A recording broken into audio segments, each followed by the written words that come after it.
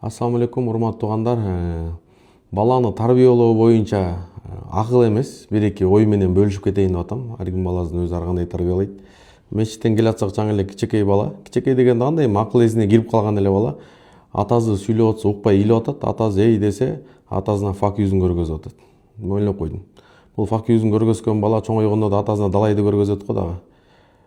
Биздин мурун аталарыбыз жинденген кезде үйгө кирерге жер таппай калчу эле, атаң келатат дегендечи. Азыркы жаштар билбейм кандай тарбия көрүп атат. Бирок баланы жаш деп эле аяп бапестей бергенин мунун аягы аянычтуу болот да. Баягыда да бир эже чалат, балам уже укпай атат, тилди мындай кылып атат, урсам мага бычак көтөрүп атат дейт. Ушундай ситуациялар да болот да. Ошон үчүн баланы бир гана эле кийим менен камсыздай бербей, тамак менен камсыздай бербей, мунун тарбиясы менен дагы камсызданыш керек да. Ушундай сезим болуш керек. Ата үйдө келип турганда бала коркуп туруш керек. Мисалы азыр мен балдарым видеовызов менен чалганда уже болду, сразу түшүнөт кандай экенинчи. Бала коркуш керек атадан. Кандай болбосун атадан сезим болуп туруш керек. Атаң келатыр деген сөз уже бул балдарга уже бул конкретно действие бериш керек. Эгер бул сөз действие бербесе, анда бул жагы уже кичине чатагыраак. Анан балдар менен сен мамиле кылыш керек. Мисалы биз 5-те 6-да азыр балдар эрте жетилип атат. Биз азыр мурункучалап биздин чимкир агып жүргөн балдар жок. Азыр 5-6-да сен акчаң санайт, азыр доллар канча, курс канча, эмне болуп атат маалыматы. Энесинен бөлүп өзүнчө сапарга чыгыш керек балдар мененчи. Мисалы улак болот, күрөш болот, башка нерселер болот. Жатып алып сен кепке тартсаң көп нерсе угасың балаңанчы.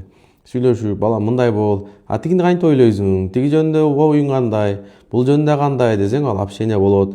Атасынын процессин көрөт, ээрчип жүргөндө көп болбосо да, убакыт болбосо кээде сөзсүз балага убакыт бөлүш керек.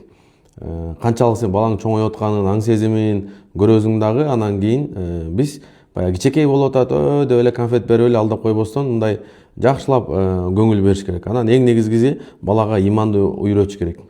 Эгер иманды үйрөтпөсөңүз, ал бала канча грамотный Оксфорд, Кембриджде окубасын, бир күнү карыя үйүндө кантип калып калганыңызды билбей каласыз. Себеби ата энеге кыянаттык кылдырбаган бул имандын күчү, каяш айттырбаган бул имандын күчү. Сиз балаңызга иманды үйрөтсөңүз, иман балаңызга баардык нерсени үйрөтөт. Бул жерде баардык самоответственно баланы окутуш керек.